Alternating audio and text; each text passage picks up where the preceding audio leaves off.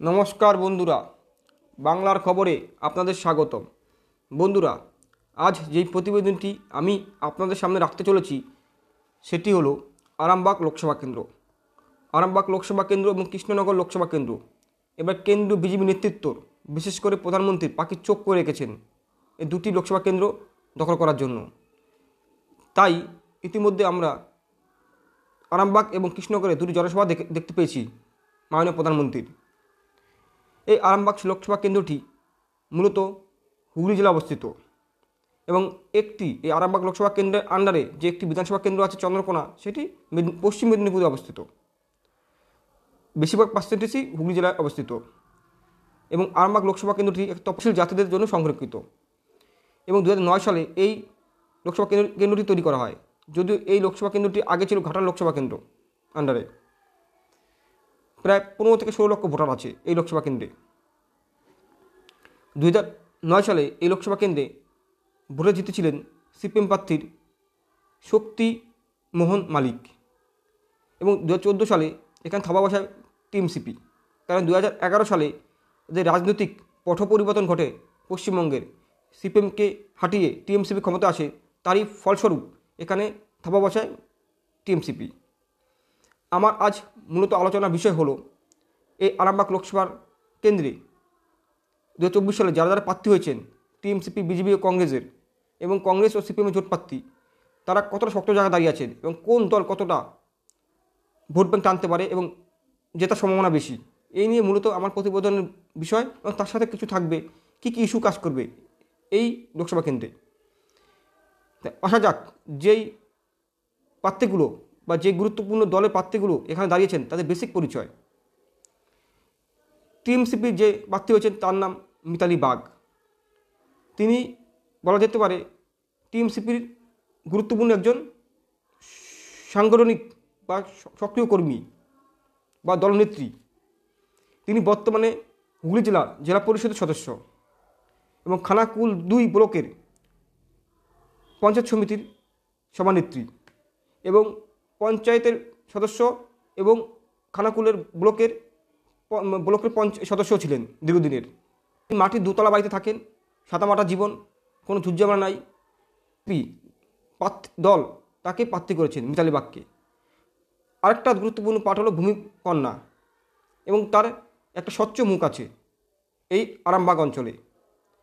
এবার যিনি প্রার্থী হয়েছেন বিজেপির, তিনি হলেন অরূপকান্তি দিগার। এই অরূপকান্তি দিগার হলেন একজন প্রাথমিক শিক্ষক এবং বিজেপির এসসি মোর্চার প্রাক্তন সভাপতি বা নেতা ছিলেন। তিনি দীর্ঘদিন রামকৃষ্ণ মিশনের সাথে যুক্ত ছিলেন এবং সমাজসেবা বা সমাজ কল্যাণের সাথে যুক্ত সরাসরি। এবং 3 নম্বর যিনি প্রার্থী হয়েছেন তিনি হলেন বিপ্লব মিত্র, সিপিএমের প্রার্থী বা জোট প্রার্থী, কংগ্রেস ও সিপিএমের জোট প্রার্থী। তিনি ডিএফআইয়ের দীর্ঘদিন সাংগঠনিক নেতা ছিলেন এবং কম বয়সী যুবনেতা এবং তার কোনো দুর্নীতি বা স্বচ্ছ একটা দুর্নীতি নেই এবং স্বচ্ছ একটা মুখ আছে। এবং যুবনেতা মানে এবার যে সিপিএম প্রার্থী করেছেন বেশিরভাগ অঞ্চলের যুবগুলো, যেমন সায়ন বন্দ্যোপাধ্যায়, সৃজন ভট্টাচার্য এবং বিপ্লব মিত্র আলিপুরদুয়ারে করেছেন, বিভিন্ন কেন্দ্রে করেছেন। যে সমস্ত প্রার্থীগুলো তারা একদম যুব সম্প্রদায়দের আগে লড়াইতে পাঠিয়েছেন এই সিপিএম। এবার 19 সালে লোকসভা নিরিখে 24 সালে কে আগে আছে সেটা একটা নেওয়া যাক। তার আগে এখানে 9 সালে যে লোকসভা কেন্দ্রটি তৈরি হয় তার পরবর্তীকালে সিপিএমের শক্তি মোহন মালিক এখানে প্রথম জয়যুক্ত হন সিপিএমের। 14 সালে জয়যুক্ত হন অপরূপা পোদ্দার ওরফে আরফিন আলী এবং 19 সালে একইভাবে এই অপরূপা পোদ্দারকেই প্রার্থী করে টিএমসিপি এবং তিনি মাত্র 1,000 ভোটে জয়যুক্ত হন। তিনি ভেবেছিলেন জয়যুক্ত হবেনই না, তাই ঘর থেকে বেরোয়নি। যখন শুনে জয়যুক্ত হয়েছেন 1,000 ভোটে, তখন তিনি ঘর থেকে বেরিয়ে কর্মীদের সাথে দেখা করেন। 24 সালে এই অপূর্বা পোদ্দারকে বাদ দিয়ে এবার মিতালি বাগকে, আগেই বললাম তার পরিচয়, এবং সাদামাটা স্বচ্ছ ভাবমূর্তি তৈরি করার জন্য টিএমসিপি এই মিতালি বাগকে দাঁড় করিয়েছেন। 19 সালে যে লোকসভা ভোট হয় সেই লোকসভা ভোটে এখানে অপূর্বা পোদ্দার ভোট পেয়েছিলেন 6,49,000 সামথিং, প্রায় 44.9% বা 8%। তার নিকটতম প্রতিদ্বন্দ্বী তপন কুমার রায়, বিজেপির প্রার্থী, তিনি ভোট পেয়েছিলেন 6,48,000 সামথিং, প্রায় 0.1% ভোটে অপূর্বা পোদ্দার জিতেছিলেন, প্রায় 1,500 ভোট। আমি আগে একটা সমীক্ষা বলেছিলাম, রায়গঞ্জে ত্রিশঙ্কু লড়াইয়ের ক্ষেত্রে প্রায় 1,500 ভোটে বা 1,300 ভোটের কাছাকাছি ভোটে জিতেছিলেন কে? মোহাম্মদ সেলিম। একইভাবে 19 সালেও, সেটা ছিল 14 সালে, এটা রায়গঞ্জের কথা বললাম সেটা 14 সালে, কিন্তু এটা 19 সালের কথা বলছি। প্রায় 1,100 ভোট বলছে, কেউ 1,500 ভোট বলছে। এই 0.1% মার্জিনে ভোটে জিতেছিলেন অপূর্বা পোদ্দার। তপন কুমার রায়কে পরাজিত করেন বিজেপি প্রার্থী। ভালোভাবে থাবা বসিয়েছিল বিজেপি এখানে 5 বছরের মাথায়, যে জায়গায় বিজেপির কোনো সংগঠনই ছিল না 19 সালে। এই আরামবাগ কেন্দ্রে বা কোনো রাজ্যে কোনো জায়গায় ভালো সংগঠন ছিল না, বা এখনও বর্তমানে যে আছে বিশাল তাও না। 19 সালে লোকসভার যে আরামবাগ লোকসভা, তার আন্ডারে যে 7খানা বিধানসভা কেন্দ্র আছে, সেগুলো কি আগে বললাম চন্দ্রকোনা, পশ্চিম মেদিনীপুরে অবস্থিত চন্দ্রকোনা। বাদবাকি 6টি অবস্থিত হুগলিতে। এই 6টি কী? হরিপাল, তারকেশ্বর, পুরসরা, আরামবাগ, গোঘাট, খানাকুল, চন্দ্রকোনা এবং পশ্চিম মেদিনীপুর আগে বললাম। আবার বলি একবার, কী? হরিপাল, তারকেশ্বর, পুরসরা, আরামবাগ, গোঘাট, খানাকুল, চন্দ্রকোনা পশ্চিম মেদিনীপুরে অবস্থিত। এই লোকসভার আন্ডারে যে 7খানা বিধানসভা কেন্দ্রের নাম বললাম, মানে 19 সালে পেয়েছিলেন 2টি, বিজেপি আগিয়েছিলেন, আর 5টি আগিয়েছিলেন টিএমসিপি। প্রায় 1,500 ভোটের মার্জিনে আগিয়েছিলেন টিএমসিপি। এবং 21 সালে এসে এখানে বিজেপি আবার থাবা বসায় বিরাট আকারে। মানে এই 21 সালে যে বিধানসভা ভোট হয়, সেই বিধানসভা ভোটে টিএমসিপি প্রায় 3খানা সিট দখল করতে পারে। এই আরামবাগ লোকসভা আন্ডারে যে 7খানা বিধানসভা কেন্দ্র আছে, তার ভিতরে 4টি দখল করতে পারে বিজেপি। 4টি বিজেপি কী? পুরসরা, আরামবাগ, গোঘাট এবং খানাকুল। আর বাদবাকিগুলো দখল করতে পারে টিএমসিপি। আর এই 4টি বিজেপি, যেগুলো নাম বললাম। এবং প্রায় 1,500 ভোটে আগে ছিল আরফিন আলী ওরফে অপূর্বা পোদ্দার, আর এখানে আগিয়ে ছিল বিজেপি প্রায় 10,000-এর উপরে ভোটে, প্রায় 1 থেকে 2% ভোটে আগিয়েছিল বিজেপি। সেই জায়গায় দাঁড়িয়ে 21 সালের নিরিখে বিজেপি এখানে ভালো শক্ত ঘাটিতে আছে। 19 সালের লোকসভা নিরিখে টিএমসিপি কেন কোনো শক্ত ঘাটিতে নাই, 1,500 ভোটে জিতেছে। এবার কী ভোট, এত সংগঠন নিয়ে, এত কাজ নিয়ে, উন্নয়ন নিয়ে।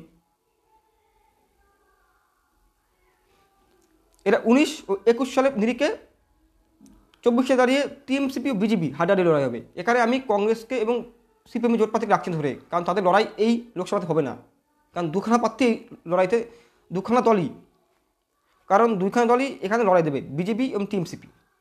তাহলে আমরা কি পেলাম? সামগ্রিকভাবে বিচার করলে 19 সালে লোকসভা নিরিখে 24 সালে দাঁড়িয়ে টিএমসিপি অনেকটা নড়বড়ে, বিজেপি অনেকটা শক্ত জায়গায় আছে, যেহেতু রাজ্যে বিজেপি ক্ষমতায় নেই এবং একটা রোলিং পার্টি টিএমসিপি ক্ষমতা থাকা সত্ত্বেও অনেকটা নড়বড়ে এই আরামবাগ লোকসভাতে। 21 সালে দাঁড়িয়ে এখানে বিজেপি ভালো শক্তিশালী জায়গায় আছেন 24 সালে দাঁড়িয়ে, এবং যে প্রার্থী হয়েছেন বিজেপির, তাকে সবাই গ্রহণ করেছেন এই আরামবাগ লোকসভাতে। টিএমসিপি যে প্রার্থী হয়েছেন, টিএমসির মধ্যেই অনেকে বলছে তাকে অনেকে চেনে না, তিনি অপরিচিত মুখ। তা আরও শক্ত বা আরও ব্যক্তিত্ব সম্পূর্ণ ব্যক্তিকে এই আরামবাগ সিটে দেওয়া দরকার ছিল টিএমসিপির, কারণ এখানে মাথায় রাখতে হবে অরূপ কুমার দিগার সাথে লড়াই হচ্ছে না, সেন্ট্রাল যে মন্ত্রী, যে কেন্দ্রীয় প্রধানমন্ত্রী, সেন্ট্রাল মন্ত্রী অমিত শাহ, নরেন্দ্র মোদী, এদের সাথে লড়াই হচ্ছে এখানে। এই কে বলছেন? তৃণমূলের অন্দরেই কিছু লোক বলছেন, তার অপরিচিত মুখ। 1, 2, এখানে গোষ্ঠীকন্দল তৃণমূলের প্রচুর। এর কিছুদিন আগে আমরা পর্দা দেখেছি, অপরূপা পোদ্দারকে নিয়ে বিভিন্নভাবে কটূক্তি করেন, তিনি টাকা পয়সা নিয়ে কীভাবে সেক্টর চাকরি, বিভিন্ন পোস্টে চাকরি দিয়েছিলেন। অপরূপা পোদ্দারের নিয়ে খুবই ক্ষোভ, সেই ক্ষোভটা কিন্তু প্রভাব পড়বে এই মিতালি বাগের উপরে, কারণ তারা সব টিএমসিপি।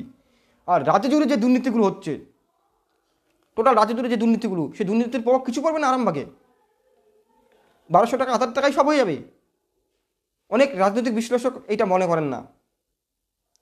19 সালে দাঁড়িয়ে যেখানে বিজেপি কোনো সংগঠনই ছিল না আরামবাগে অঞ্চলে বা পশ্চিমবঙ্গে, সেখানে দাঁড়িয়ে প্রায় সামান্য ভোটে 1,500 ভোটে পরাজিত হয়েছিলেন তপন কুমার রায়। এবার তো সংগঠন কিছু শক্তিশালী হয়েছে, এবার তৃতীয়বার ক্ষমতা দখল করতে যাচ্ছে কেন্দ্রীয় প্রধানমন্ত্রী নরেন্দ্র মোদী, এবং সমস্ত সমীক্ষা দেখাচ্ছে তিনি 70 উপর পাবে। সেই জায়গায় দাঁড়িয়ে আরামবাগ দখল করতে পারবে না, যে জায়গায় 19 সালের পর 21 সালে ভালো জায়গায় আছেন বিজেপি। টিএমসিপি কতটা হাড্ডাহাড্ডি লড়াই করতে পারবে এখানে বলা খুব শক্ত, কিন্তু সমস্ত সমীক্ষা বলেছে আরামবাগে বেরিয়ে যাওয়ার সম্ভাবনা বেশি বিজেপির, অরূপ কুমার দিগারের। তার জন্যে 20 মে এখানে ভোট আরামবাগে, এবং 4 জুন ফলাফল আমাদের নজর রাখতে হবে কে জিতে কে হারে। কারণ আপনাদের এই সমীক্ষার সামনেই 2014 সালে এখানে বিজেপির ভোট ছিল লোকসভাতে 11%, 11.5%, এবং 2019 সালে এখানে বিজেপি ভোট বাড়ায় প্রায় 44%, প্রায় 33% ভোট বাড়ায় কে বিজেপি লোকসভাতে। 2016 সালে যে বিধানসভা ভোট হয়, সেই বিধানসভা ভোটে বিজেপির ভোট মানে এই সামগ্রিক লোকসভাতে আরামবাগের ভোট পার্সেন্টেজ ছিল প্রায় 8 থেকে 9%। সেখানে দাঁড়িয়ে ভোট বাড়ায় 21 সালে এসে, মানে 5 বছর পরে এখানে 21 সালে এসে ভোট বাড়ায় বিজেপি প্রায় 46% ভোট। তাহলে কত? 11-12 থেকে 44-45-এ দাঁড়ায় লোকসভা নিরিখে, 14 ও 19, এবং 16 সালে বিধানসভাতে প্রায় 8.5%, 9%, এবং সেটা 21 সালে দাঁড়ায় কত? প্রায় 46%। কত ভোট টানে, সংগঠন কী আছে আমি জানি না, বা বিতর্ক বিষয়। আর টিএমসিপি ভোট প্রতিনিয়ত কমতে থাকে। টিএমসি ভোট 1%, 2% করে কমে। যেমন 14 সালে ভোট পেয়েছিল অপূর্বা পোদ্দার প্রায় 55% ভোট, কাছাকাছি 53-55%। সেখানে দাঁড়িয়ে নেমে আসে কত? 19 সালে দাঁড়িয়ে প্রায় 44%। 2016 সালে টিএমসি ভোট পায় কত? প্রায় 52% ভোট পায় 2016 সালে বিধানসভায়। 2016 সালে বিধানসভায় 52% ভোট পায়, এবং তা 21 সালে কমে আসে কত? প্রায় 45%, 44-45% কমে আসে। প্রচুর মার্জিন ভোট কমে তাদের। এবার দেখার বিষয় এখানে 4 জুনের ফলাফলে কে এই সিটটা দখল করতে পারেন। কিন্তু আমার মনে হয় এখানে হাড্ডাহাড্ডি লড়াই হবে না, বিজেপি সিটটা দখল করে নিয়ে আসতে পারে। যদিও এখানে মাননীয় মুখ্যমন্ত্রী এবং অভিষেক বন্দ্যোপাধ্যায় প্রচারে যাবেন, এবং অনেক নেতা নেতৃত্ব প্রচারে যাবেন, কেন্দ্রীয় নেতৃত্ব প্রচারে আসবেন বিজেপির হয়ে। তারপরে অনেক রকম টাকা পয়সার খেলা হবে, মদ মাতালের খেলা হয় বাংলায়, আমরা সবাই জানি। বিভিন্নভাবে ইনপুট হবে, মানে ডাইভার্ট হবে, ভোটারদের ডাইভার্ট করার চেষ্টা করবে। তার ফলাফল বা ফলস্বরূপ কী হয় ফল, সে 4 জুনের জন্য অপেক্ষা করতে হবে। নমস্কার।